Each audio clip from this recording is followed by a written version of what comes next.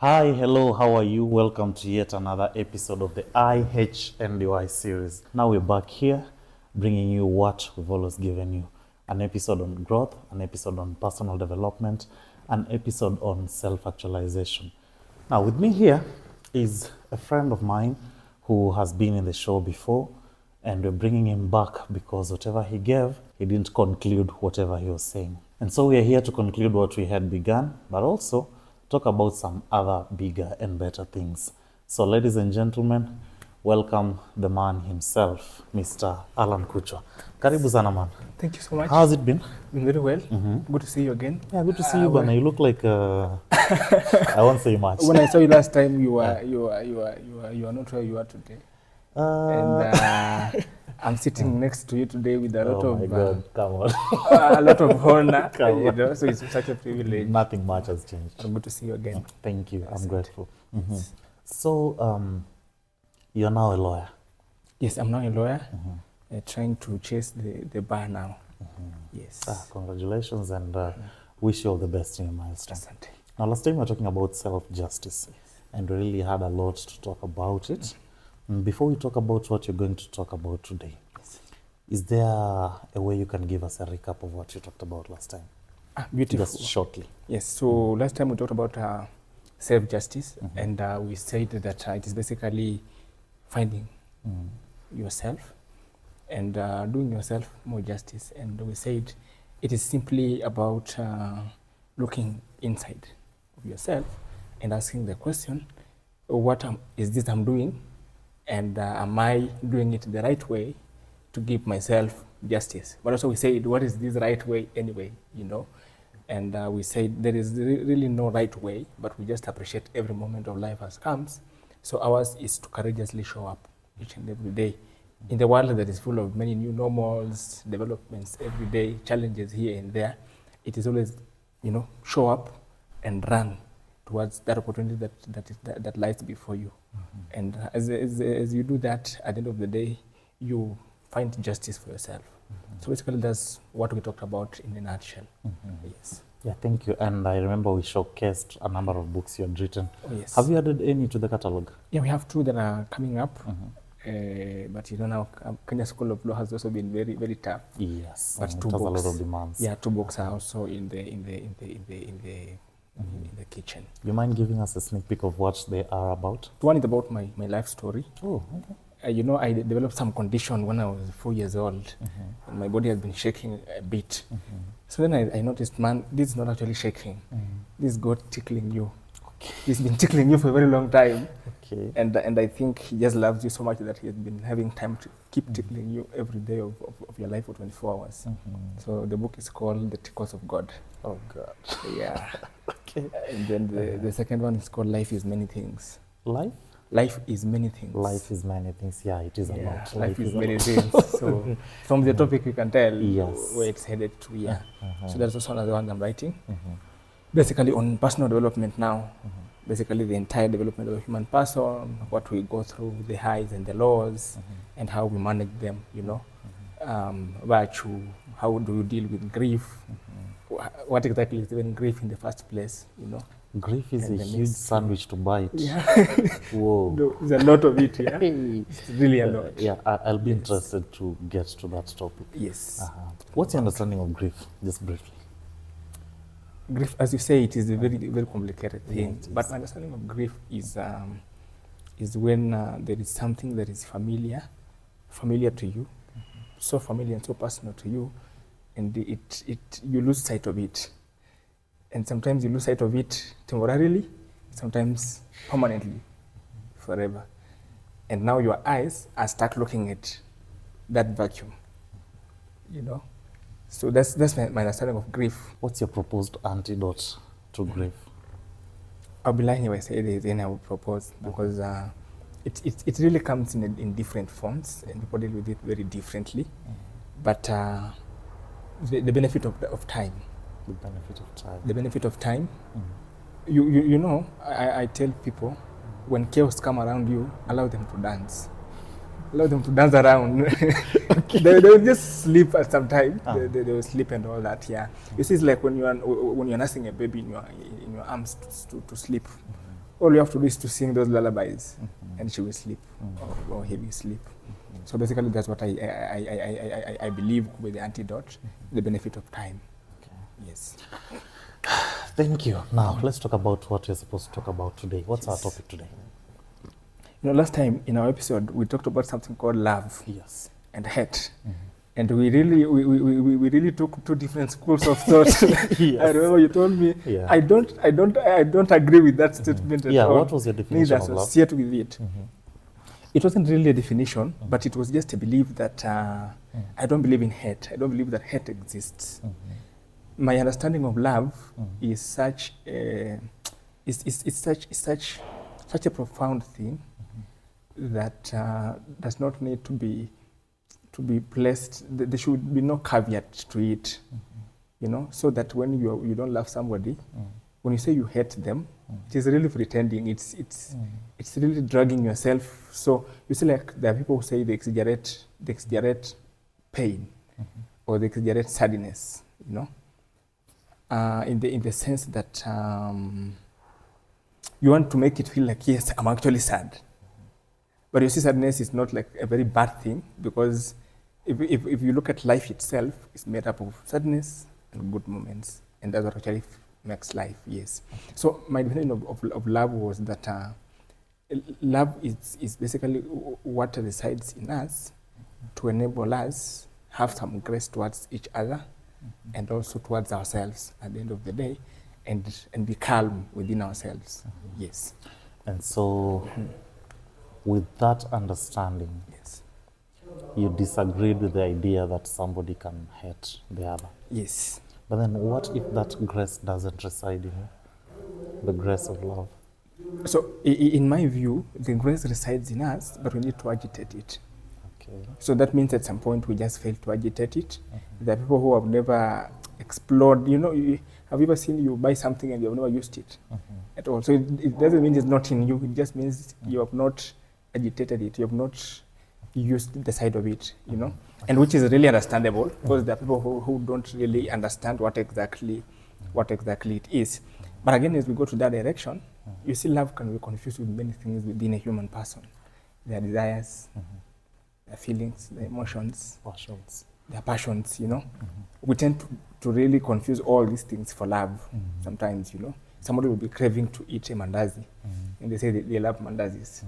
So do you love a mandazi, or you're just craving to have a bite of a mandazi, you know? So basically that's the whole idea. And that's why today, actually our topic will really be love as a vocation. Oh, love as a vocation. Now, before we get to love as a vocation, Yes. and I think this should kickstart us to head towards that direction. Yes. Talk about love and chemistry. The understanding of love is that grace to be able to do good to the self and the others, right? Yes. And chemistry is that compatibility with the other. Yes, yes. Now, I don't know what dynamics are normally in play to decide whether you'll build a chemistry with someone or not. It doesn't always necessarily mean that they've done you wrong, that's why you're evading them, or they've done something that is not pleasant to you, that's why you're evading them. No. Yes, yes. You just get a new job, get into the new workspace, and automatically there is this one or two guys you click. Yes. Then there is this one and two guy you just don't. Yes. And there's nothing wrong they've done to you. There's nothing wrong you've done to them. So if your understanding of love is that grace to do good to the self and the other, then how do you reconcile it with the dynamics of chemistry? Chemistry. Wonderful. And that's a very good view of this. You know, as human beings, we are really many things. And one of these things is that, as we said earlier on, is about desires, passions, chemistry, as you put it. But you see, when you look at somebody, the analogy of a workplace, and there's somebody you are clicking so well. I mean, there's nothing forced up. Even some people you talk to and even you don't know their names, but you guys just vibe, you know. And then there are guys who even introduce themselves to you. They are very respectful. You never get the name. They even serve you, they even serve you tea, but you even don't remember who they are called, you know. For me, it is never about them. It's about you. It's about you. there's something that's lacking from your end. Exactly, and that's why I'm From your asking, inside, yes. what are the dynamics that Yes. make this thing be present to one and absent To on the other, yes. So I think the dynamics are more of the biases that we carry within ourselves, and these biases could be psychological, mental, environmental, the background where you come from. You see that people hate you because of how you look, and they carry certain attitudes to life. And some carry such like attitudes because they went through certain traumas or because they went through certain pains, I've met a lot of friends of mine who just don't believe in God. And actually, it's not even that they don't believe in God, but it's just because something happened to them and they're like, where was God? And they have a certain attitude towards him, But the question is, have they sat down and asked themselves, okay, why exactly am I pointing a finger to that thing? Or why am I actually closing an eye to a certain person and not the other person? You get? Two, the dynamic of the transactional nature of human beings. We are very transactional in how we relate with each other, right? So you see somebody in the office and they have a car. They can be dropping you somewhere at the junction, It automatically turns your mind about, and I know you agree with me, this is a very real dynamic of life. Yes. When somebody has something they can gain from you, they naturally associate. There's a certain chemistry that just naturally comes up to you. But then there's this guy who doesn't really adapt anything to your life, Actually, they're taking away from you. And the taking away can actually be indirectly. Directly in the sense that maybe they have been asking you for money, but indirectly in the sense that even how they talk is just too loud. The guys who just talk and man, you're like, hey, you're like a Bluetooth. You're literally shouting, Yeah. So all that. So I think for me, and you see all the things I'm trying to mention, all the dynamics are really from the within, from the individual, And that is now brings us to the point of agitating the love within us that resides in us. Because when you agitate it in a more neutral way, understanding the reason actually why people exist in the world. And you see, love in its nature must not exist. I always tell guys there can even be love beyond reconciliation, like love beyond breakups, like love beyond when breaking points have come to a certain point, like friendships have broken up. Love extends beyond those limits. So sometimes we fail to know what exactly love is, and we tie it to passions and desires, so that when a desire is not there, then you say, look, this thing has disappeared. Two, we believe that for love to exist, people must be in our story. We must share in the story. So let's say today I meet you, Sam, and then we greet each other, and then let's say there's something we have been having together as friends, we go out together. So when we don't go out anymore, I'm like, man, this guy cut me off. This guy is a bad guy. This guy is not a true friend. Which is not always the case. Yes. Yeah, because I've come to realize adult friendships are very difficult. Very true. Because if you don't take the effort to sustain them, they naturally die away. And it's nobody's fault. A case in point. We've been planning to have this thing for I don't know how many months. Yes. So, if we don't get to make that effort, clearly we'll never have it. Yes. All right? And the same thing goes to friendship, because you're an adult, you're trying to build a life for yourself, you're trying to make ends meet, you're trying to maneuver through life. Yes.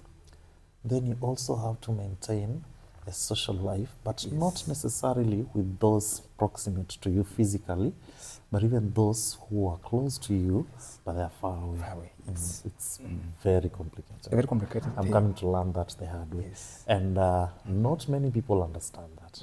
Because there are guys who will be like, I'm having a wedding this weekend, and so didn't show up. Then it becomes a big deal. Why didn't he show up? I thought we were friends. Without understanding that the scenario he or she was in couldn't allow them to come.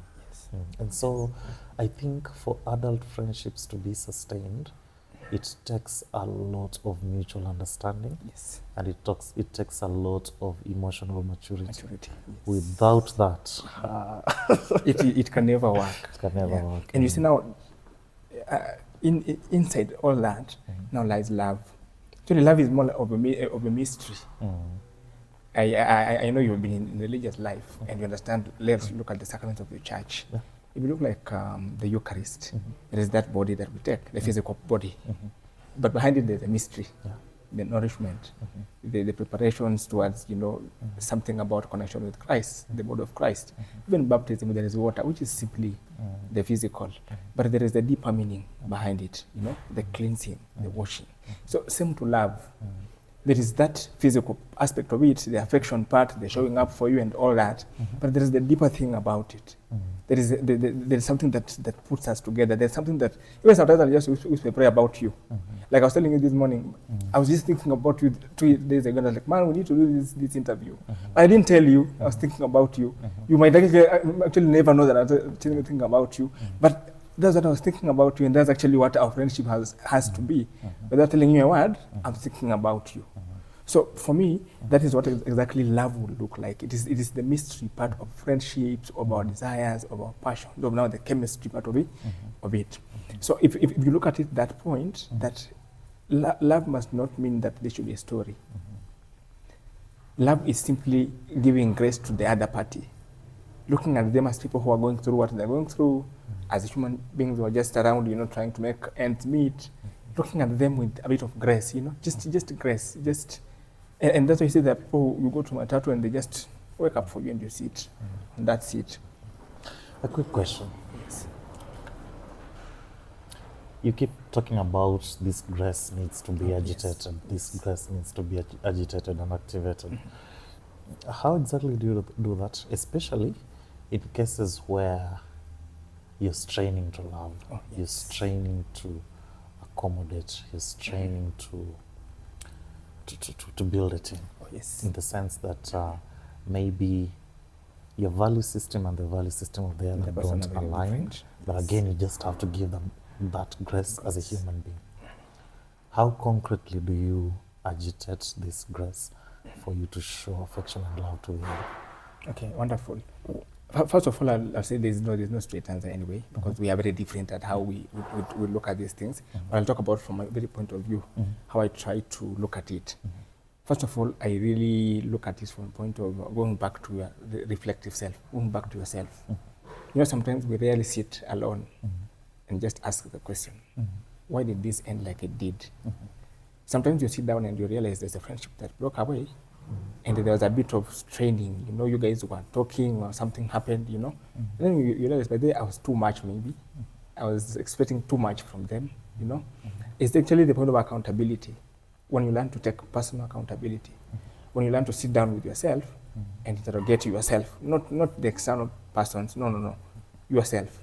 I've always told people, there are always two sides of the story. But you have your story. If people tell the other person's story, you actually, yes, you are telling it, but now it's not your story, so they're the ones to tell that story. So when you sit down with your story and you ask yourself, what exactly is going on here? What is the whole idea of this bond we're actually having with this person? So like there are people who go out and drink and all that. And as you have said, there are a lot of dynamics, a million of them. The guys who are drinking because they're dealing with trauma. The guys who are just pulled into the thing and they're addicted to it. There are many things, right? So you don't want to judge them for what they are, but you also cannot fit in that space.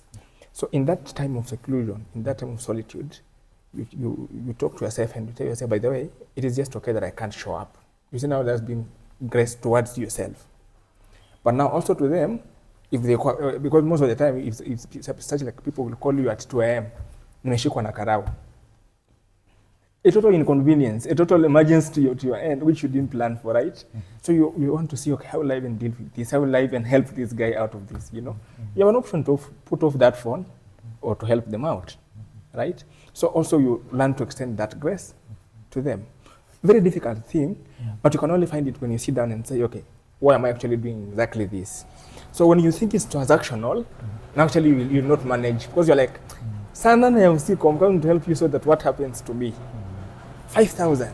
Let's try a different example. Yes. You're one who doesn't do alcohol and drugs for your own reasons, okay? And then there are these people you stay with who do exactly that. Yes. And maybe they're your colleagues at work, or they're your classmates, or or even your brother or your sister. Yes. Okay? Now, instead of kupigia simu at 2 a.m. in the morning ameshikwa, they call you and tell you, hey, Sam, I feel thirsty today. I want to go drink, but I don't have money. Kindly, this is not you lending me money, but this is you giving me money to go drink. How do you navigate that? Very complicated. Very complicated. Because it's a total inconvenience to you. Yes. Whatever they are going to do, you don't agree with as a person. Secondly, it's not transactional. That there's something you're getting in return. You're just helping them out. But again, you need to be good to you and good to them as well. So one is very complicated. One, it depends with the state of mind you are in at that time. Okay. Because sometimes things get, for example, let's say umepata mshahara, you're having some cash on your phone, and your nerves are very excited. You don't want to resist that, and this is your body, and sometimes they talk to you in a very sweet way. You're going to send it to them. But for me, I never even tell people I will not buy you alcohol. Because I don't think that is where you meet them to tell them don't drink. Because you see, if he's looking for money to drink, if you don't give him, he'll get it elsewhere. So it's not really, that's not helping about you selling them Mosukunye because pay. No, that's not the whole point. But sometimes when I used to tell some of my friends, sometimes they always know. They tell you, hey man, I feel like I'm drinking a lot. I tell them, you know what, you have a lot of free time. Mingi sana free. So I'm like, how do we even deal with this time? Yeah, time. You can go look for something to be doing at that time, you know? So there are many ways you can meet them without even really telling them, I'll give you money or not give you money. But let's say, for example, now when they're texting you, you are having 20 bob in your phone, million and yuma. You just say no. I don't have that money. Leo, sina yodo. But that's not the point of telling them, by the way, it's not really helping. Because where he is, he wants to take alcohol. So the best you can do is to tell them, by the way, no. But again, as I said, love doesn't mean like there must be a story. So it doesn't mean like, some say, by the way, you sukumi, the Bible says no. Just say, I don't have money today, and let them deal with the story of them going to drink today or not. You know, the more you say that statement, that love doesn't always mean there should be a story. Yes. I keep being tickled. Yes. Because James says, this faith without actions is dead. If charity, Christian charity, doesn't have any concrete examples, then it remains something in the air. And so the same way, if this grace of being good to the other doesn't have a practical example of how you're doing it, is it still valid? It will be. Now, of course, life is really not a linear, a straight line. We talk about the Bible. Even when you look at the story of Jesus and Mary, the time when they came and they're saying, your brothers and sisters are out here, and Jesus was like, you know what, your brothers are the ones listening to me. So you see, it's not like Mary was trying to say, come home and eat at home and all that. But still there was that bond between a mother and the child. So, of course, at the end of the day, they need to be really action. But a time comes in life when you see people have journeys as human persons. Actually, I was given this analogy in the book, Represent is the Seed, when I talk about the cutting of the umbilical cord. When you're born and the umbilical cord is cut, there's now the dependent part that comes to an end. Then there's now there's now the dependent, then there's the interdependent, and there's the independent. So when it's cut, you're not dependent to the other person, become independent. Because as you go in life now, you form connections. And now family comes in, now you form the interdependentness. You get. So people are really independent and in themselves full entities. Have you heard this quote people say, nilikuwa nataka kumbadilisha? Mostly in relationships. Yes. You wanted to build a builder. You wanted to build that. I thought I would change him more. Yes. And that's how we go wrong. Because people are really fully dependent human beings who in the process of life pick up very different things in life and they wire them differently. Some guys look like they're crazy, but that's just who they are. You know, that's how they just view life. That's how they just look at it. So as a person, there's just much you can do. But doesn't mean you didn't love them. Doesn't mean, but there's just much you can do about some things. You get. So if people can choose to walk away, well and good. And the guys who have decided to drink alcohol all through. I have a friend who have been drinking alcohol for the last 6 years. If it were a degree, and they call me graduate. But I've tried talking to them. I've tried saying a lot of things to them. But it is just so difficult for them. You know, it's just so difficult for them.